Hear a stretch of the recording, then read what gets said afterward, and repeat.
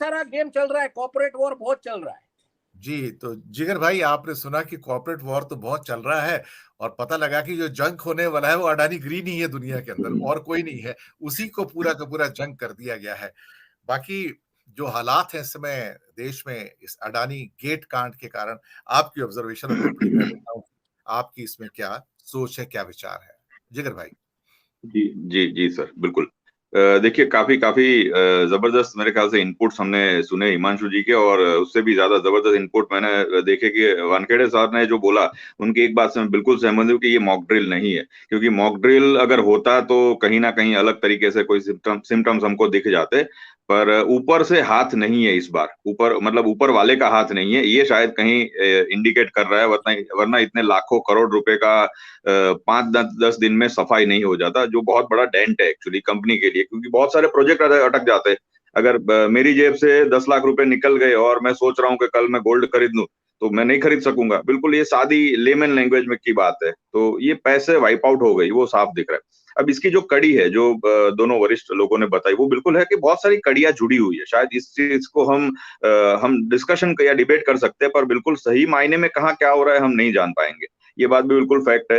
ये पहली बात तो ये है कि चाहे कोई भी बड़ी संस्था है, वो सुप्रीम कोर्ट हो या सेबी हो, वो इतने बड़े एक्शंस नहीं ले रही आज की तारीख में। तो कहीं ना कहीं ये बात लोगों के, इन्वेस्टर्स के मन में जा रही है कि एक्चुअली में रियल में क्या हो रहा है। क्या ये शेयर प्राइस जो उनके आधे दाम पे मिल रहे हैं अभी, उसको बाईबैक करके वापस खरीदने का इरादा है अदानी का? शायद ये भी हो सकता है, क्योंकि एफपीओ का पूरा पैसा वापस करने की जहां तक बात है, और आज की तारीख में वो 1000, 1200, 1600 की रेंज में मिल रहे हैं, तो वो क्यों अपने ही लोगों का पैसा 3200 रुपए पे लगवाएंगे?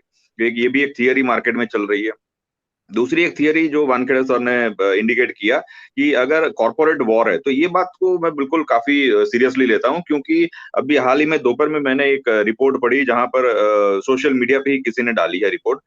मैं शायद नाम भूल रहा हूं उनका, कोई गजेरा करके है। तो उन्होंने उसको 2017 के जो कोल पूरे इश्यूज चल रहे थे ऑस्ट्रेलिया में, वहां से उसको कनेक्ट किया है। उसमें बहुत सारे उन्होंने फाउंडेशंस का नाम प्रूफ के तौर पे लिखा है। शायद इसमें जैसे फोर्ड फाउंडेशन हो या बिल गेट्स का फाउंडेशन हो, और इवन उसमें एक अजीम प्रेम जी का भी फाउंडेशन लोगों को पैसा देता है, और ये पूरा जो नैरेटिव सेट करना है उसके ऊपर उन्होंने बात लिखी है। सही झूठ क्या है वो वही जाने, उनके पास प्रूफ है, और उन्होंने कुछ उसके अंदर सोशल मीडिया में अपलोड किया हुआ है। तो ये कॉर्पोरेट वॉर का भी ये हिस्सा हो सकता है। इसके पीछे कौन लोग है वो हम नहीं जानते, पर एक सादी अगर लेमन लैंग्वेज में हम समझे सर, तो एक बात बिल्कुल सही है जो वानखेड़े सर ने इंडिकेट किया ना, वो कि अगर अंबानी जी चाहेंगे कि रुइया इस लेवल पे मेरे सामने ना खड़े हो, तो आज की तारीख में वो नहीं है कहीं।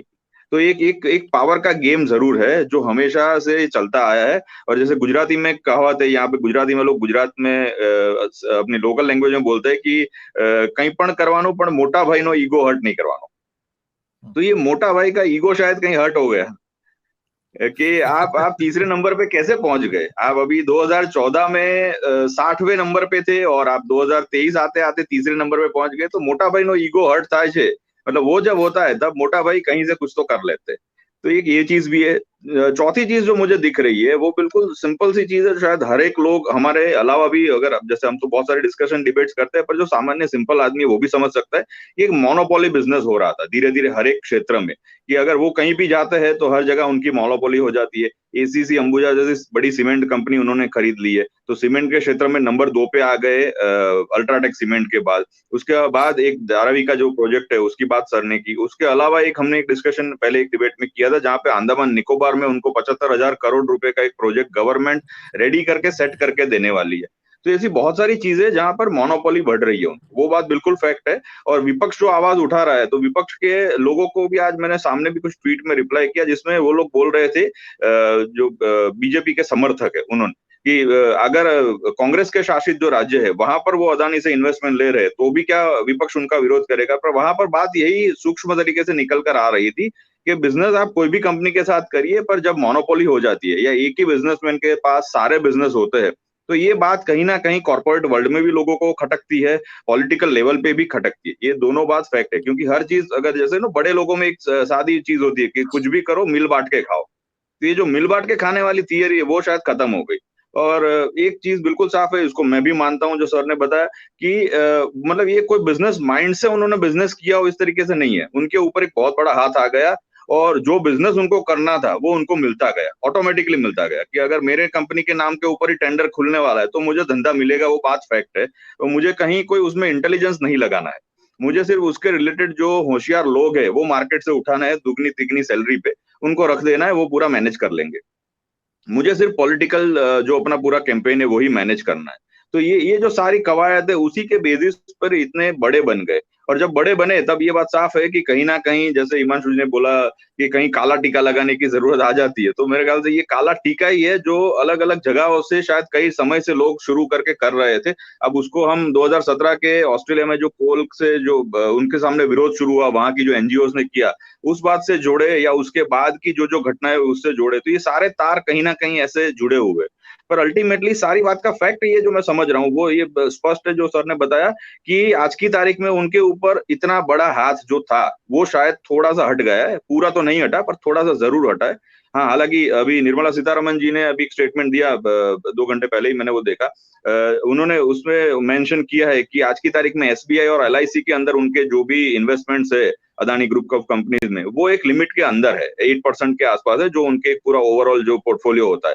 तो वो पब्लिक को उसमें स्ट्रेस लेने की जरूरत नहीं है। पर मेरे ख्याल से जहां तक बात है कोई भी बैंक्स की, तो उसके भी रिजल्ट्स आज की तारीख में ये थर्ड क्वार्टर के सही सही आ रहे हैं, हर एक प्रॉफिटेबल कंपनी है, और ना ही एलआईसी को इतना कोई स्ट्रेस है। हाँ, उनका जो ओवरऑल पोर्टफोलियो है उसमें कटौती जरूर आई है, कमी हुई है, पर मेरे ख्याल से वो कवर अप कर लेंगे। पर मुझे इसमें 2 चीज दिख रही है, एक तो अपने ही शेयर प्राइस जो नीचे आ रहे हैं या नीचे हुए हैं, अब वो इंजीनियरिंग करके कराए गए हैं, उन्होंने ही कराए, वो भी एक क्वेश्चन मार्क है, ताकि आधे दाम में वापस से री एंट्री करने का मौका मिले। और दूसरी बात, अगर कॉर्पोरेट वॉर है तो कॉर्पोरेट वॉर में कौन कौन से फाउंडेशन क्या क्या लोग जुड़े हुए हैं, वो शायद आगे कहीं कोई ना कोई और रिपोर्ट्स आएगी तो उसमें देखने को मिलेगा। पर ये दोनों चीजों को मैं बिल्कुल मानकर चलता हूँ कि कॉर्पोरेट वॉर तो जरूर है, जिसमें ऊपर से पॉलिटिकल हाथ शायद थोड़ा खिसका हुआ है, प्लस साथ में अपने ही स्टॉक को मैनिपुलेट करके किस तरीके से आगे की गेम को सेट करना, और इसके तार शायद 2024 में गिफ्ट सिटी तक भी जुड़े हुए, ऐसा मैं मान रहा हूँ, क्योंकि धीरे धीरे पूरा जो जिसे कहते हैं ना एक आर्थिक महासत्ता मुंबई से शिफ्ट करके गिफ्ट सिटी गांधीनगर लाने की अगर ये प्लानिंग चल रही है, तो शायद 2024 के इलेक्शन के रिजल्ट के बाद अगर इनकी फेवर में आता है तो हमें ये भी देखने को मिलेगा कि पूरा एक आर्थिक महासत्ता वापस एक गुजरात को एक सेंटर बनाए, उस तरीके से प्लान हो रहा। तो ये बहुत बड़ी गेम है, बहुत बड़े प्लानिंग हो सकते हैं। वी कैन ओनली डिस्कस कि क्या क्या हो रहा है, पर आगे आज से 2 महीने, 5 महीने, 10 महीने बाद क्या होने वाला है, वो उन्हीं की गेम है, वो उन्हीं को पता है। जी सर। कहते हैं ना, मैं मैन एक छोटी